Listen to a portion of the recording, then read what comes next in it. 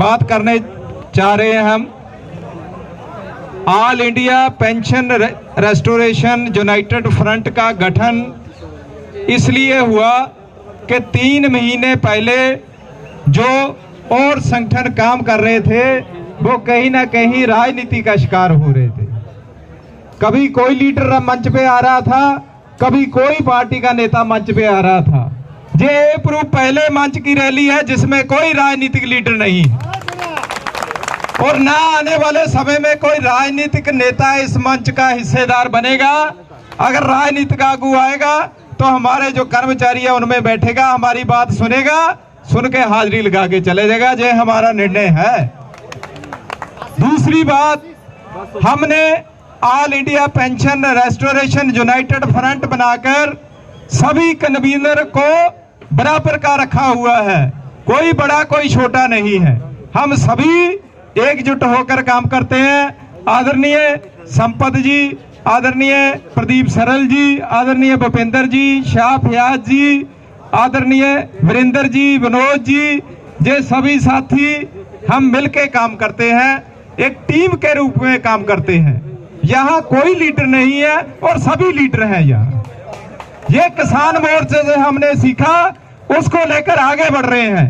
ये लड़ाई, ये आज की रैली, बहुत साथी प्रश्न कर रहे हैं कि रैली में संख्या कम है, रैली जहां ये नहीं, यहाँ प्रबंध, यहाँ बहुत मुश्किलें हैं। साथी जी, पहले तो यहाँ इजाजत नहीं देते रैली करने की, आपने रैली कर लीजिए, आपकी प्राप्ति है। वो भी मोदी सरकार के खिलाफ, उनके हक की हो तो जरूर करने देते हैं। मोदी के खिलाफ जहां अलाउड नहीं है यह रैली करने का, ये आप करके, ये आपकी प्राप्ति है। दूसरी प्राप्ति ये है कि पहली रैली जंतर मंतर पे ओपीएस की बहाली के लिए हुई है। पहली हुई है रामलीला मैदान पे हुई है, लेकिन जंतर मंतर में कोई नहीं गरजा। पहली बार हमने जंतर मंतर पे पुरानी पेंशन की बहाली की मांग की है। इसके साथ ही उन्होंने एक बंदिश लगा दी जब रैली की कि 250 से ज्यादा आप जहां संख्या नहीं कर सकते, और साउंड सिस्टम भी सिर्फ यही लगाने की इजाजत है। ऊपर शाम आना नहीं लग सकता। हमारा भी दिल करता था कि हमारे साथी शाम में बैठे, ऊपर हम शाम आना नहीं लगा सकते। सो कई तरह की रिस्ट्रिक्शन है। जो जंतर मंतर पिछले समय में जो लोग अपनी आवाज दिल की जंतर मंतर पे कहते थे, हमने 2 दिन में यहाँ घूम के एहसास हो गया अब देश में कोई जगह नहीं बची जहां अपना आप दुख दस सके सरकार को, इस नेता को किसी को बता सके कि मैं कितने तौर पे पीड़ित हूं। कोई संगठन जहां नहीं आ सकता।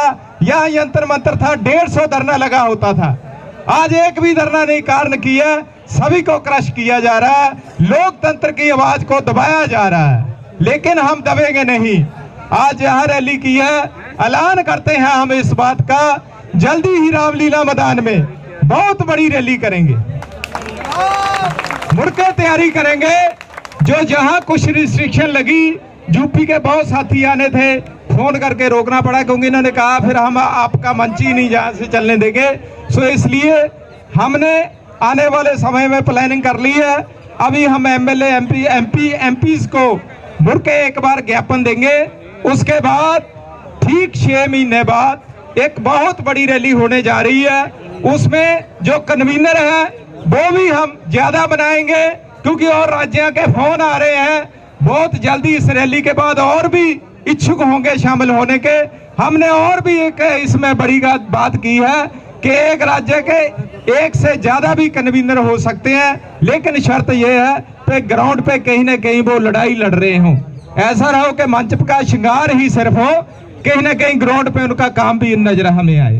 सो इस तरह से धीरे धीरे हम आगे बढ़ रहे हैं, क्योंकि हमें मालूम है कि पेंशन की लड़ाई राज्य का विषय है, लेकिन पीएफआरडीए की जो अंतिम जो इन्होंने एक अपने पास चाबी रखी हुई है, हमें पीएफआरडीए का पैसा भी वापस लेना है। हम इसी तरह पंजाब में आने वाले समय में जहां नेशनल लेवल में हम पूरा योगदान देंगे, हम यहाँ ये भी भरोसा देते हैं कि पंजाब में हम पेंशन में आने वाले समय में सबसे बड़ी लड़ाई लड़ने जा रहे हैं, और पुरानी पेंशन वाली संघर्ष कमेटी का उसमें सबसे बड़ा रोल होगा, क्योंकि हम लगातार इस लड़ाई को लेकर चले हैं सन 2012 से, आज इस दिल्ली जंतर मंतर तक पहुंच गए हैं। जितने भी साथी पंजाब से आए हैं और जितने भी साथी देश से आए हैं, मैं उन सभी का ऋणी हूं। आप बहुत दूर हजारों किलोमीटर सफर करके आए हैं। आपकी लगन को, आपकी दृढ़ता को मैं सलाम करता हूं कि आपने अपनी जिंदगी का, अपने परिवार का कीमती समय निकाल कर जहां आए हैं। मुझे आशा है जो घर के बैठ के सोच रहे हैं कि घर बैठे पेंशन बहाल हो जाएगी, उनको ये एहसास हो जाना चाहिए कि आपको सड़क वो बैठे बगैर पेंशन बहाल नहीं होगी। सो इसलिए हमारी जथेबंदी जिंदाबाद है, जिंदाबाद थी, जिंदाबाद रहेगी। इन्हीं शब्दों के साथ धन्यवाद। एक मार्च करना है, हमने पहले उधर को जाना है, फिर थोड़ा सा तगड़ा होके इधर को आते हैं। सो उस मार्च की अगुवाई सबसे पहले बैनर फड़ के हमारे नेशनल कन्वीनर करेंगे, उनके पीछे जो है बाकी सभी साथी तुरेंगे।